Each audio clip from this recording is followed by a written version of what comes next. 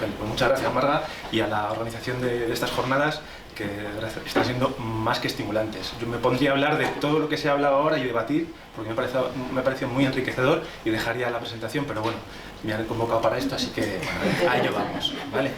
Sí quería comenzar haciendo algunas reflexiones sobre cosas que ya se han dicho y que de alguna manera u otra tienen que ver con lo que yo les voy a contar, os voy a contar. Me vais a permitir que os toque, porque veo aquí caras muy jóvenes. Claudia hablaba de la necesidad de prevención para retrasar o de alguna manera trabajar sobre la aparición de los trastornos mentales, que viene siendo en torno a los 25 años aproximadamente. En trastorno mental grave, la media de edad de aparición es entre los 18 años y el comienzo de la edad adulta, 25-30 años, con lo cual no están tan alejados esas cuestiones, ¿no? Margarita, en una de las primeras mesas, hablaba de que hay que intervenir sobre el estigma para lograr una buena salud mental en la infancia y la adolescencia, y Marian hablaba de que el principal obstáculo para trabajar, bueno, dejaba en la última de sus diapositivas que el principal obstáculo para trabajar con la infancia son nuestras propias actitudes, y de eso es de lo que voy a hablar yo, de las actitudes que tenemos, ¿no? De las actitudes sociales que se tienen hacia, bueno, varios colectivos. Voy a rápido porque vamos 40 minutos, ¿no? Una cosa así. Hasta 10, perfecto. Voy a cortar y voy a pasar algunas diapositivas rápidas porque vamos a ir a la materia interesante, pero no quería dejar de encuadrar y hacer un primer encuadre para conocer qué es esto del estigma, ¿no? ¿De qué hablamos cuando hablamos del estigma? Hoffman lo definió hace ya unos cuantos años, en el año 64, como un atributo profundamente desacreditador. Y Corrigan, uno de las principales mentes que habla y trabaja sobre temas de estigma, habla de eso mismo y dice que además tiene una serie de consecuencias, y es que genera antipatías o genera cuestiones bastante negativas hacia las personas hacia las que se dirige ese estigma o esas ideas estigmatizadoras. Genera evitación, genera discriminación, deshumanización de las personas hacia las que es dirigida esa idea o ese juicio preconcebido, explotación y daño dirigido fundamentalmente a personas en riesgo de exclusión, a personas diferentes. También se ha hablado de personas diferentes a lo largo de la mañana. Bueno, esto es estigma. Esto no es un invento ni es un montaje fotográfico, es un desfile que no tiene muchos años, de una muy conocida marca de ropa, como veis ahí, y que tuvo la feliz idea de utilizar elementos de sujeción psiquiátrica que han venido siendo muy populares y muy utilizados en los últimos años y que por fortuna cada vez se utilizan menos, pero bueno, tuvo la brillante idea de utilizarlos en un desfile de moda. Los modelos y las modelos hicieron una primera salida, pero a la segunda se negaron.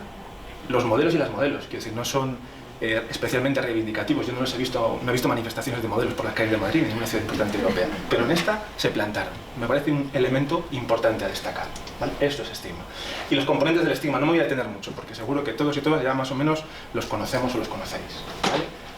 Cognitivo, emocional, conductual, estereotipos, prejuicios y discriminación. Esto es lo que, en términos teóricos, supone el estigma, ¿no? Estos son los componentes del estigma. Como seguramente sabéis. No os voy a comentar cómo nació la cátedra, porque me tendría que ir a, bueno, como decían las chicas de oro, Sicilia 1920, ¿no? Los que sois de mi generación os sonarán las chicas de oro y sabréis de qué hablo. Los que no, pues revisadlo, que está muy bien, una serie muy divertida. Bueno, esta cátedra tiene como objetivo principal, pues eso, la lucha contra el estigma, que afecta fundamentalmente a las personas en riesgo de exclusión, a las personas que están en los márgenes, personas con trastornos mentales, personas con discapacidad intelectual, en situación de sin hogar, personas que están en los márgenes de la sociedad. A esas precisamente es a las que más afecta. Y unos objetivos específicos que, como es una cátedra vinculada a una universidad, en este caso la Universidad Complutense, y a una empresa de servicios sociales, que es el Grupo 5 en este caso, pues no puede desarrollar otras cosas que elementos de investigación, como buena cátedra universitaria, y materiales de aplicación práctica, que es lo que los técnicos que estamos en el día a día, en el trabajo de calle, como muchas de las que estáis aquí, en educación, en servicios sociales, en sanidad, necesitamos elementos prácticos para aplicar y tratar de reducir esa estigmatización hacia las personas en riesgo de exclusión. Además, hemos venido desarrollando programas formativos internos y externos, no solamente para el personal y profesionales del Grupo 5 o de la Universidad Complutense, sino también externos a personal sanitario, como ahora a continuación vamos a ver. Actividades culturales, jornadas culturales, campañas de sensibilización, de comunicación, bueno, cualquier actividad, cualquier cuestión que tiene que ver con esto de reducir el estigma hacia los colectivos para los que trabajamos.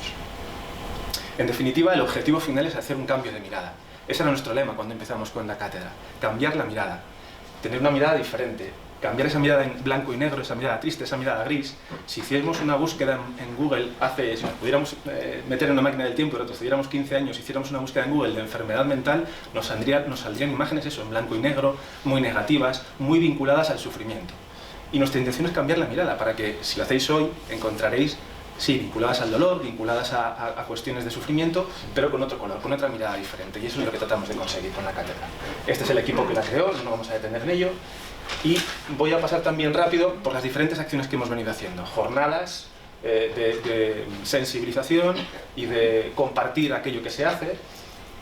Y esto yo creo que sí que es importante, es una guía de criterios de buenas prácticas que desarrollamos durante el año 2020-2021, porque es un elemento importante de trabajo en el día a día. Cuando se diseñan intervenciones antiestigma, desde la propia Consejería de Servicios Sociales a los recursos de la Red Pública de Atención Social a personas con trastornos mentales graves, nos piden todos los años que enviemos aquellas acciones antiestigma que desarrollamos.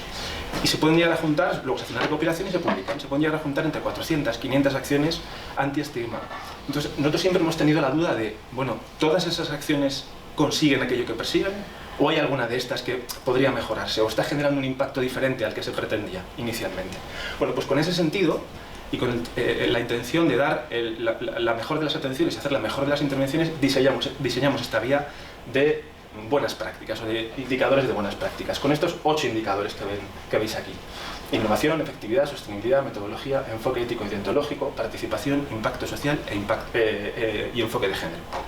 Eso quiere decir que si nosotros diseñamos una intervención desde el ámbito de la salud mental, pero casi desde cualquier ámbito, y no solo para trabajar el estigma, sino para casi trabajar cualquier cosa, y tenemos en cuenta estos indicadores, es muy probable que si seguimos, esto no hay que hacerlo obligatoriamente, ni mucho menos, pero si seguimos estos indicadores es muy probable que consigamos hacer intervenciones que sean o no efectivas, vamos a saber qué impacto están teniendo. Y vamos a poder corregir aquellas desviaciones en eso que pretendíamos conseguir que se puedan estar.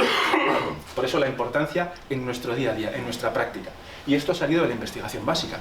Esto requirió de la lectura de multitud de artículos por parte de profesionales de la Universidad Complutense junto con profesionales de los recursos y de los centros. En el año 2020 nos pilló con bloque a todos. Nos tuvimos que encerrar y desde la cátedra, en lugar de trabajar sobre temas de estigma, pues tuvimos que trabajar sobre otras cuestiones y se nos ocurrió estudiar qué era lo que pasaba, qué impacto psicológico tuvo la COVID en la población en general. Fue un trabajo bastante intenso, la verdad, que durante todo 2020, y fuimos el primero, fue el segundo artículo a nivel mundial que salió sobre impacto psicológico de la COVID en las personas. A día de hoy, bueno, esto fue, digamos, todo el material bibliográfico que pudimos publicar, y a día de hoy seguimos siendo en torno al 5º artículo más citado a nivel mundial sobre impacto psicológico en la COVID. De ahí la importancia de que esta cátedra tiene un peso y un valor muy importante a nivel metodológico y a nivel académico. Otras cuestiones de formación interna, ahora hablaremos sobre formaciones que ha salido en varias ocasiones a lo largo de la mañana, en las que no me voy a detener. Premios de trabajos fin de máster contra el estigma, llevamos 2 premios, este año vamos a dar el 3º, y son unos premios que están abiertos, en los que no se presenta solamente gente de psicología, de trabajo social, de terapia ocupacional, no se presenta gente de bellas artes, se presenta gente también de periodismo, se presenta gente de otros ámbitos, y eso es lo que enriquece esta cátedra, y yo creo que la lucha contra el estigma, porque es algo transversal, que no solamente se tiene que quedar en los profesionales de atención social o atención sanitaria. Alguna exposición que también hemos hecho, y llegamos al nudo. Yo creo que aquí sí me quiero detener y dedicarle gran parte, o por no decir prácticamente toda la parte de la charla de hoy. Hemos elaborado a lo largo de 2021 y todo lo que llevamos de 2022 la primera encuesta sobre estigma en la población española. A día de hoy en España había alguna propuesta a nivel local, en Cataluña, alguna en Madrid, de manera como muy desalabazada, y hemos logrado hacer la primera encuesta a nivel nacional sobre estas 3 poblaciones: las personas con trastorno mental, las personas con discapacidad intelectual y las personas sin hogar, porque entendíamos que son 3 de los colectivos a los que más afectan las cuestiones estigmatizantes. Bueno, ¿con qué objetivo desarrollamos esta encuesta o esta investigación? Pues con 3 objetivos fundamentales: conocer si realmente hay estigma o no hay estigma asociado a estas 3 condiciones, darle voz. Bueno, aquí me he equivocado en realidad, no es dar voz, es dar altavoz, porque las personas siempre han tenido voz. Lo que ha faltado es que les pongamos un altavoz, o que les pongamos un micro, que les preguntemos y les escuchemos. La voz ha estado ahí siempre, lo que pasa pues que a lo mejor no les hemos puesto el oído, ¿no? Entonces, pues dar voz o altavoz a las personas en estas condiciones o con estas condiciones, y también identificar las vías de actuación, es decir, qué se puede hacer de manera efectiva para cambiar la situación de estigmatización que sufren las personas con estos colectivos. Esto es a nivel metodológico lo que hicimos. La relevancia o la innovación de esta parte metodológica no es que sea un estudio cualitativo y cuantitativo a la vez, que eso es bastante común, sino que se hicieron dos versiones. De cada uno de los elementos o de los cuestionarios que se utilizaron, se hicieron dos versiones. Una versión en masculino y una versión en femenino. De manera que las personas que contestaban tenían que contestar poniéndose en la cabeza que tenían que contestar sobre un señor con trastorno mental grave, con discapacidad intelectual o en situación de sin hogar, o sobre una señora en situación de trastorno mental, discapacidad intelectual o situación de sin hogar. Para ver si había diferencias, si estigmatizamos más a un hombre que a una mujer.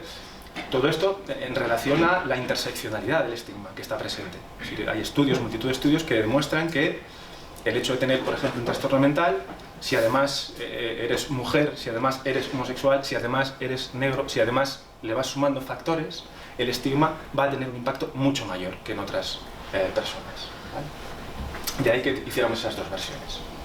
Bueno, y vamos con los resultados. Vamos. Entonces voy a correr menos, porque yo voy rápido para que me dé tiempo a todo, así que me voy a relajar y voy a correr un poquito menos. Bueno, contacto. Acababa de preguntar, creo que alguien del público, a las compañeras anteriores, si el 20% de los adolescentes era algo razonable, algo normal, ¿no? Que sea el 20% de los adolescentes con algún problema de salud mental. Pues es lo que venimos estudiando siempre. Los trastornos mentales afectan a 1 de cada 4. Hay una página web por ahí que además se llama así, 1 de cada 4. Eso quiere decir que a lo largo de nuestra vida, si aquí hay 100 personas, pues a 25 nos va a tocar sufrir un problema más o menos grave de salud mental. Con lo cual los datos no están muy desencaminados a los que hemos tenido aquí, con los que comentaban las compañeras en adolescentes y en jóvenes. ¿Vale? El 25% de las personas conviven con alguien que tiene un problema de este tipo, de salud mental, y el 64% conoce a alguien que tiene este tipo de problemáticas. Esto tiene su relevancia, ahora vamos a ver por qué tiene relevancia. ¿Vale? He querido dejar los resultados también de las personas con situación de sin hogar y de discapacidad intelectual, y ahora vais a ver por qué, ¿vale? Porque creo que también tiene relevancia. En el caso de la situación de personas sin hogar, hay mucha vinculación entre los trastornos mentales, o hay alguna vinculación al menos entre trastornos mentales y situación de sin hogar. No todo el mundo que está en calle tiene un trastorno mental, pero es frecuente que haya personas que sí que comparten las dos condiciones. Y en el caso de discapacidad intelectual vais a ver por qué. Y hay un dato en la situación de las personas sin hogar que llama mucho la atención. El 1,3% de las personas que contestaron reconocieron que alguna vez en su vida habían estado en una situación de sin hogar, si no lo estaban en ese momento. Eso quiere decir que si lo extrapolamos a la población total que hay en nuestro país, en torno a 400 o 500.000 personas han estado en esa situación alguna vez en su vida. Todos los estudios que se conocen a día de hoy y los conteos que se hacen en la Comunidad de Madrid y en otros lugares hablan de que en torno a 30 o 40.000 personas son las que pasan por esa situación. ¿Dónde está el resto? Los profesionales que se dedican a la intervención con personas sin hogar vienen diciendo de manera sistemática que no es posible, que no es viable, que solo 30 o 40.000 personas, ¿qué pasa? ¿Que son siempre los mismos los que están en situación de sin hogar? La realidad es que esas 400 o 500.000 personas haciendo esa extrapolación pueden haber pasado en algún momento de su vida por esa situación, ¿vale? Y además, casi el 50% son hombres y casi el 50% son mujeres. 54 de varones y 42 de mujeres, ¿vale? Eso quiere decir que las mujeres, que tradicionalmente en esos conteos no aparecen, o aparecen en un porcentaje mucho menor, son las invisibilizadas. Si ya la situación de sin hogar es invisible, las mujeres en situación de sin hogar directamente ni aparecen, ¿vale? Por eso la relevancia de que aparezcan estos datos. En discapacidad intelectual, pues bueno, ese es un poco el resultado, tampoco me voy a detener. Y esta es otra cuestión que viene a confirmar un poco por qué presento los tres datos y no solo los de salud mental. Estos son los términos que emplea la gente para referirse a cada una de las condiciones. Las palabras en grande son las más utilizadas por la gente. En el caso de salud mental, deficientes, discapacitados mentales, incapacitados mentales y retrasados. Son los 4 términos más utilizados. Exactamente el mismo que utilizan para discapacidad intelectual. Deficientes, discapacitados mentales. ¿Qué nos indica eso? Que hay una confusión, o que parece haber una confusión entre un trastorno mental y discapacidad intelectual. Hay gente que no sabe diferenciar una cosa de la otra. Ahí tendremos que hacer algo. Tenemos una labor para que ese desconocimiento o esa confusión desaparezca. Nosotros, si os soy sincero, esperábamos que lo primero que apareciera en salud mental fuese el término loco, que es lo más habitual, es lo que tenemos más integrado, ¿no? Aparece, pero aparece de una manera pues menos frecuente que esos otros términos, en cualquier caso muy negativos, ¿vale? Con quienes son más blandos o menos estigmatizantes en el lenguaje, en la forma de referirse, son con las personas en situación de sin hogar. Hablan de sin techo, con lo cual, pues bueno, dentro de lo que cabe, es un término que se ha venido utilizando históricamente para referirse a las personas sin hogar. O de indigente, que ya tiene una connotación un poco más negativa, vagabundo, mendigo, etcétera, etcétera. Pues como veis, bueno, parece que no está muy desencaminado que exista una cátedra contra el estigma para hablar de estas cuestiones. Si la población se refiere a esta gente con la gente de esta manera, ¿no? Medios de comunicación, se ha hablado también, había dos compañeros de radio por aquí que no sé si irán o se han marchado, se han tenido que marchar ya. Pero, y que pedían qué se puede hacer, ¿no? Se hablaba de qué se podía hacer. Bueno, pues la gente lo que pide es más información. El 78% de la gente que ha participado en este estudio pide más información, conocer más acerca del trastorno mental, acerca de la situación de sin hogar y acerca de la discapacidad intelectual. Pero un dato que llama mucho la atención y que se repite en los tres casos es que creen que los medios de comunicación, en caso de que se cometa un delito, deben informar del diagnóstico que tiene la persona, si es que tiene un diagnóstico de salud mental, la condición de sin hogar o la condición de discapacidad intelectual. Esto, aparte de ser ilegal, porque vulnera la ley de protección de datos, además en una de sus cuestiones más sensibles, que es la salud, es lo más íntimo, una de las cosas más íntimas que tenemos, pues algo que nos hace reflexionar sobre el trabajo que queda por delante por hacer, precisamente con estas cuestiones, con los medios de comunicación. Que, bueno, ahora tenemos una ola bastante grande en la que se habla de salud mental, pero esta mañana también se hacía referencia de qué manera se habla de salud mental, ¿no? Es muy importante que tengamos claro que hay que hablar de una manera objetiva, hay que contar con profesionales y hay que contar con personas que viven en primera persona esas situaciones. Es muy importante que, además de los profesionales, estemos de la mano de las personas que lo están sufriendo en primera persona, porque son quienes mejor nos van a transmitir qué es lo que necesitan en muchos casos. Bueno, la distancia social es otra de las cuestiones que medimos, y la distancia social es uno de los elementos más vinculados al estigma. Y aquí se repite la misma dinámica en las tres condiciones, ¿vale? En salud mental, en sin hogar y en discapacidad intelectual. Y es a medida de que la relación se plantea con mayor intimidad, el deseo de distancia social se incrementa. Es decir, no habría problema en tener amistad con alguien en cualquiera de estas tres situaciones, es decir, 1 de cada 3 no querría tener amistad, lo cual me parece significativo, yo creo que es un número muy elevado, pero bueno, 2 de cada 3 no les importaría tener amistad. Pero a medida que se incrementa ya y aparecen, por ejemplo, los hijos, aparece un incremento en el deseo de distancia. Ya el 41% de las personas no quieren que tengan relaciones sus hijos con personas con un diagnóstico de salud mental. O el 46% de las personas con situación de sin hogar.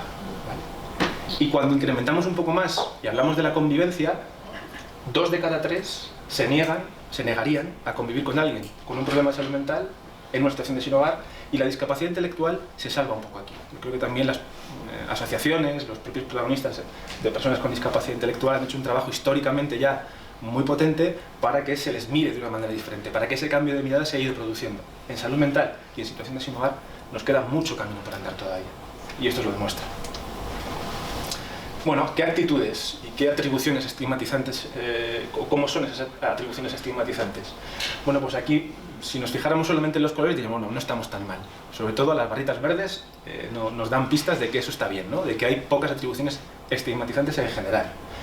Sí, pero en una sociedad en la que hay atribuciones intermedias o altas en porcentajes altos, tenemos que seguir interviniendo para que eso se reduzca. No nos vale con que el 70% en el caso de discapacidad intelectual y el 52% en situación de sin hogar crean que no hay o no hagan atribuciones estigmatizantes. En el caso de la salud mental, somos los que salimos preparados. Porque si sumáramos las atribuciones intermedias y las atribuciones estigmatizantes, muy estigmatizantes, nos vamos por encima del 60%.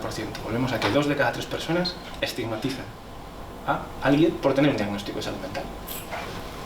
Ahora vemos algunos ejemplos concretos, ¿vale? Esto es algo parecido, pero bueno, es lo mismo, son atribuciones, pero diferenciados por género.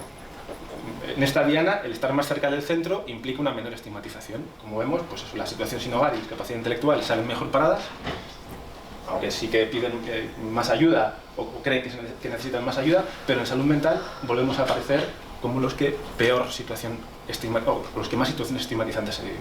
Hay un incremento en la coacción, hay un pensamiento de que dan pena, de que son peligrosos, de que generan miedo. Son situaciones, son ideas preconcebidas, son estereotipos, son prejuicios que se tienen que luego van asociados de manera irremediable con comportamientos discriminatorios. También analizamos si el nivel de estudios que tenía la persona que contestaba suponía un factor de protección a la hora de estigmatizar más o menos. Y vimos que sí, que el nivel de estudios modula de alguna manera el estigma que se tiene hacia las personas objeto del estudio. Eso quiere decir que a mayor nivel de estudio había un menor deseo de distancia social y también se hacían menos atribuciones negativas hacia las poblaciones estudiantes. ¿Vale? Con lo cual, pues eso, es un factor de protección frente a algunas de las actitudes negativas. Luego vamos a ver que hay algunos colectivos que, pese a tener un nivel de estudios alto, pues no salían muy bien parados. ¿Vale? Otro de los factores que identificamos, o otra de las cuestiones sociodemográficas que analizamos, fue la edad. Cuando analizamos la distancia social, el análisis de los cuestionarios es un análisis inverso, es decir, a mayor puntuación hay un menor deseo de distancia social. Y lo que nos sirve esto es para ver que los jóvenes, los adultos jóvenes, antes hablaba la compañera que seguimos siendo adolescentes hasta los 24 años, como sigamos así vamos a seguir siendo adolescentes hasta los 45, por mí no hay problema, estoy cerquita. ¿Vale? Pero sí que es cierto que, bueno, adultos jóvenes estigmatizan menos que adultos mayores. Posibles explicaciones, pues desde que hay una mayor trayectoria vital y hay un mayor conocimiento de las diferentes situaciones, a que los jóvenes son más idealistas. Podríamos hacer multitud de análisis de estas cuestiones, ¿vale? La realidad es esta, que los jóvenes estigmatizan menos. ¿Vale? Y otro dato que nos resulta relevante son las experiencias en primera persona. Es decir, ¿qué piensan las personas de sí mismas en cuanto a distancia social? Si querrían tener más o menos distancia social de una persona en la misma situación que ellos, una persona con un diagnóstico o una persona en situación de sin hogar o una persona con discapacidad intelectual, sí querría tener más o menos distancia social. Lo que vemos es que coinciden con el resto de la población, es decir, se atribuyen las mismas características, lo vamos a ver también en la siguiente diapositiva, se atribuyen las mismas características que les atribuye la sociedad, con lo cual estamos hablando de que hay un autoestigma o un estigma internalizado elevado que condiciona la forma en la que veo a alguien que tiene las mismas condiciones que tengo yo. Con lo cual se están repitiendo patrones que están presentes en la sociedad. Esto es muy evidente, sobre todo en salud mental y en discapacidad intelectual es menos evidente, pero sobre todo es muy evidente en la situación de sin hogar. Una persona sin hogar tiene una actitud más negativa hacia alguien en su misma situación o que ha pasado por su misma situación. ¿Vale? En cuanto a la convivencia, lo que veíamos un poquito antes en los sociodemográficos iniciales, el hecho de convivir con alguien que tiene una situación de las que aquí aparecen, hace que tengamos menos deseo de distancia, es decir, aceptamos mejor a alguien que está en esta situación de salud mental o de sin hogar, o discapacidad intelectual. ¿Vale? Igual que conocimiento. Si yo tengo conocimiento de alguien, yo qué sé, si el carnicero que me pone todas las semanas los filetes y me sirve, yo me entero de que tiene ha pasado por una situación de sin hogar, le voy a tolerar mejor y voy a hacer atribuciones negativas en menor medida que si no conozco a nadie. Con lo cual el conocimiento, el saber, el tener cerca a alguien va a facilitar que yo tenga, o va a servir de factor modulador para que yo tenga atribuciones negativas hacia estas personas. Vale, y en cuanto a las profesiones, es algo a tener en cuenta, que esto lo incluimos en los sociodemográficos para ver si había posibilidad de hacer pues, algún estudio posterior en función de cada una de estas cuestiones, y no esperábamos obtener resultados especialmente significativos. Y la realidad nos ha devuelto lo contrario. Creo que en las tres condiciones se repite que los cuerpos y fuerzas de seguridad del Estado, el personal de seguridad, administración de justicia, sobre todo, tienen atribuciones estigmatizantes en una mayor medida que el resto de las profesiones estudiadas. Y esto nos hace llevarnos o nos lleva a preguntarnos qué formación reciben las personas que ejercen como policías municipales, nacionales, Guardia Civil, etcétera, etcétera. O qué formación reciben, porque aquí en profesionales sanitarios tampoco andamos muy bien parados. Profesionales sanitarios hacen atribuciones negativas de manera significativa. Probablemente tenga que ver con que no hay una formación, antes ha salido. Yo creo que a lo largo de la mañana sí que hemos escuchado la necesidad, que había residentes que no reciben una formación en cuestiones que previenen sobre el estigma, no reciben una formación. Si yo estudio pulmón y corazón y estoy haciendo mi rotación por pulmón y corazón, probablemente no reciba formación en una intervención psicosocial, en una intervención que tenga en cuenta la salud mental. ¿De acuerdo? Con lo cual, por ahí es posible que tengamos que hacer intervenciones. Nosotros desde la cátedra, a lo largo de estos próximos 3 años, vamos a tratar de sacar un experto en estigma, para tratar de prevenir estas cuestiones, para que la gente pueda formarse y saber cómo actuar cuando recibe a una persona que tiene un diagnóstico de salud mental, pero a la que tiene que atender por un problema de estómago, por ejemplo. En cuanto a la situación de sin hogar, los resultados son muy parecidos. Cuerpos y fuerzas de seguridad del Estado, seguridad privada, administración de justicia son los que más atribuciones negativas realizan hacia las personas sin hogar, y en cuanto a la distancia social son también de los que más distancia social generan o plantean con este tipo de colectivos. Y en discapacidad intelectual prácticamente lo mismo. Los que menos en las tres condiciones son las personas voluntarias, sanitarias, educativas, aquellos que de manera voluntaria y sin cobrar ejercen su función desde el voluntariado y atienden a personas desde, bueno, casi el altruismo, ¿no? Tiene sentido que sean las que menos discriminan, las que menos atribuciones negativas realizan. Lo que veíamos un poco antes del género. En cuanto al género, esperamos que hubiera más diferencias y no hemos encontrado diferencias en ninguna de las tres condiciones, ni en salud mental, ni en situación de sin hogar, ni en discapacidad intelectual. Sí que es verdad que las mujeres suelen estigmatizar menos en las tres condiciones y reciben, como vemos en salud mental, un mayor autoritarismo y una mayor necesidad, o se percibe una mayor necesidad de ayuda si la persona es una mujer. Y los varones tienen una mayor atribución de peligrosidad, mayor miedo, generan mayor miedo, se les culpa más de la situación en la que se encuentran, se les evita más y se les coacciona más, es decir, se les obligaría más a ponerse en tratamiento, se les obligaría más a que fuesen a ver a un médico, se les obligaría más a que se cuidaran, etc. En la cuestión de situación de sin hogar, pues pasaría algo parecido. Los varones sin hogar son más estigmatizados que las mujeres porque son más visibles, entre otras cosas. Las mujeres, decíamos antes, que están más que invisibilizadas. ¿De acuerdo? Bueno, y a modo de conclusión, y ya para terminar y no comernos demasiado tiempo, podríamos decir que hay niveles intermedios. ¿Que estamos más o menos bien? Pues sí, podríamos estar mucho mejor y deberíamos estar mucho mejor, porque tenemos niveles intermedios de estigma informal, es decir, lo que la persona contesta. Sin embargo, hay indicadores relativos o indicadores indirectos, como veíamos cuando le preguntábamos a las personas qué términos utilizarían para referirse a, ahí veíamos que esos niveles intermedios de estigma aparecían de una manera casi indirecta, ¿no? O inconsciente. Los indicadores indirectos hablan del lenguaje, la información, la percepción de exclusión. También hicimos, dentro de la parte cualitativa, hicimos grupos de discusión y entrevistas en profundidad con personas afectadas en primera persona por cada una de las tres condiciones. Y ellos sí que nos devolvieron en todos los casos que se perciben excluidos por la sociedad, de una manera u otra. Las diferencias de género son pequeñas y se asumen los roles tradicionales, es decir, se sigue considerando que a las mujeres hay que ayudarlas más y que los hombres somos más peligrosos, más impredecibles y menos capaces en algunas cuestiones. Esto nos ha permitido, o nos da la posibilidad de identificar grupos muy estigmatizantes, no para meterles en la cárcel ni para castigarles de alguna manera, sino para hacer intervenciones que faciliten o que permitan la reducción del estigma en estos grupos más estigmatizantes o estigmatizadores. Y bueno, consideramos que la educación, el contacto y la experiencia en primera persona modulan el estigma, es lo que veíamos antes. El tener una educación de bachillerato o superior facilita que se genere una menor distancia social o un menor deseo de distancia social y unas menores atribuciones negativas. Además hay un estigma diferencial por profesiones, los sanitarios no salimos bien parados, los profesores universitarios tampoco salen bien parados, es decir, hay que hacer intervención en diferentes ámbitos, las fuerzas y cuerpos de seguridad del Estado, administración de justicia, hay que hacer intervenciones sobre todo psicoeducativas, sobre todo de educación, para reducir, porque si yo creo que una persona es culpable o responsable de aquello que está pasándole y luego la tengo que juzgar, probablemente, aunque no sea de manera consciente, pero sí inconsciente, eso puede sesgar o puede, de alguna manera, condicionar aquel trabajo que yo haga con la persona a nivel judicial.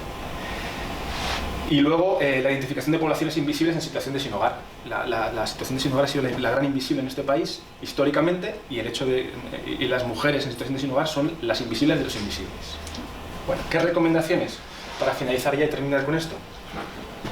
Bueno, pues la intención de la cátedra es seguir acumulando conocimiento, es decir, seguir investigando. Esta primera encuesta nos sirve, tenemos una gran cantidad de material para seguir investigando, y el siguiente paso que vamos a dar es tratar de publicar artículos científicos, bueno, que den rigor a esto. Hay una parte de difusión social, que es lo que estamos haciendo, por ejemplo, aquí hoy, o lo que se hizo en la presentación de estos resultados el jueves pasado, y ahora hay una parte también de difusión científica, que es la escritura de artículos científicos compartidos entre la universidad y la entidad social Grupo 5. Hay una necesidad de revisar el ordenamiento español. En octubre del año pasado se llevó al Congreso de los Diputados para que se votara la retirada del artículo. En el artículo 47 de nuestra Constitución sigue apareciendo el término disminuido, y se llevó al Congreso de los Diputados para que se retirase esa palabra y se sustituyera por una que que reflejara de una manera mejor la realidad, ¿no? Bueno, pues se rechazó. Se rechazó, no os voy a decir por qué partidos políticos ni por qué grupos políticos, quien quiera que lo revise, lo importante es que se rechazó. Me parece que el estigma hacia estos tres colectivos, o el estigma en general, es algo, o debe ser algo transversal.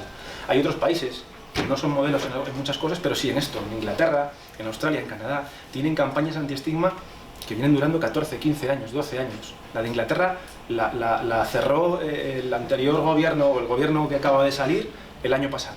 Pero venía de 12 años en los que había habido cambios de gobierno de un color político y del otro, en el que se había mantenido. ¿Por qué? Porque valoraban la necesidad y la importancia de seguir trabajando el estigma como un tema transversal. La salud mental no entiende de partidos políticos o de creencias o de ideología política, entiende de salud, ni más ni más menos. Con lo cual tiene que ser algo transversal y mantenido en el tiempo. A día de hoy, el otro día hablando con un compañero que trabaja en una residencia para personas con discapacidad intelectual, me comentaba que tuvieron que cambiar de hotel porque cuando supieron en un hotel que iban a reservar las vacaciones, que iban un grupo de personas con discapacidad intelectual, les negaron la entrada y tuvieron que cambiar de hotel. Y no me lo estoy inventando. Hay agencias de viajes que cuando tú rellenas el cuestionario para solicitar el viaje, te preguntan si tienes algún tipo de discapacidad. Es que eso es ilegal y se permite que se haga. Yo vengo trabajando muchos años en un centro de rehabilitación laboral. En las entrevistas de trabajo, a las personas que van de nuestros recursos se les pregunta el diagnóstico, si toman medicación o no, y cómo les sienta. Eso es ilegal, pero si no contestan no consiguen el trabajo. Con lo cual se producen situaciones de desamparo, si me apuran, o si me apuráis, que, bueno, pues una revisión del ordenamiento, una revisión legislativa, ayudaría mucho a, bueno, con la ley encima de la mesa, poder defender que hay cuestiones que no se deben seguir haciendo porque son estigmatizantes. Bueno, campañas sociales contra el estigma es muy importante. Se ha venido hablando de las intervenciones que se hacen en los institutos. La prevención es fundamental. Fundamental. Sin prevención, o sea, si tenemos prevención, vamos a necesitar muchos menos medios económicos para dar atención a las personas que caen en un problema de salud mental grave. O es posible que si prevenimos, evitemos que mucha gente acabe en una situación de sin hogar. Con lo cual es necesario que se hagan una serie de campañas en las que haya información a través del conocimiento, de la psicoeducación, en las que se permita un contacto social significativo, en el que tienen que participar las personas para las que trabajamos. Es muy importante que trabajen de manera activa, que participen de manera activa. En el que los medios de comunicación tienen mucho que hacer. Aparte de los libros de estilo, que en muchos casos están escritos pero no se utilizan, bueno, hay que también educar en cómo dar información y legislar para que el medio de comunicación no pueda decir que la doctora del clínico que mató a una paciente volvió a tener una agresión hace poquito en un pueblo de la Sierra de Madrid. Es que eso es ilegal, es que eso no se puede decir. Y si ese medio de comunicación lo dice, tiene que atenerse a una legislación que le pueda poner una multa. Algo que no se hace a día de hoy. Formación a profesionales. Se ha insistido en la necesidad, por eso yo creo que en un par de años es posible que podamos dar la buena noticia de que aparece ese curso de experto en temas de estigma. Porque el estigma condiciona el tiempo que transcurre desde que una persona empieza a tener síntomas graves de salud mental, empieza a desarrollar una esquizofrenia, hasta que se pone en contacto por primera vez con un centro de salud mental. Históricamente se consideraba que entre los 4 y los 8 años tardaba una persona desde empezar a tener síntomas hasta que se ponía en contacto con un centro de salud mental. A día de hoy eso se ha reducido de manera significativa. Está entre 2 y 4 aproximadamente. Pero 2 y 4 años. 2 y 4 años sufriendo sin tener ayuda, sin poder contárselo a un profesional que me pueda decir qué es lo que me pasa y cómo puedo cambiar mi situación o gestionar mi situación. Vale, luego, empoderamiento y revelación. La necesidad de que las personas salgan del armario. Las personas que puedan y quieran salgan del armario y puedan decir que han vivido una situación de sin hogar, que tienen un diagnóstico de salud mental. Porque es que eso, 1 de cada 4.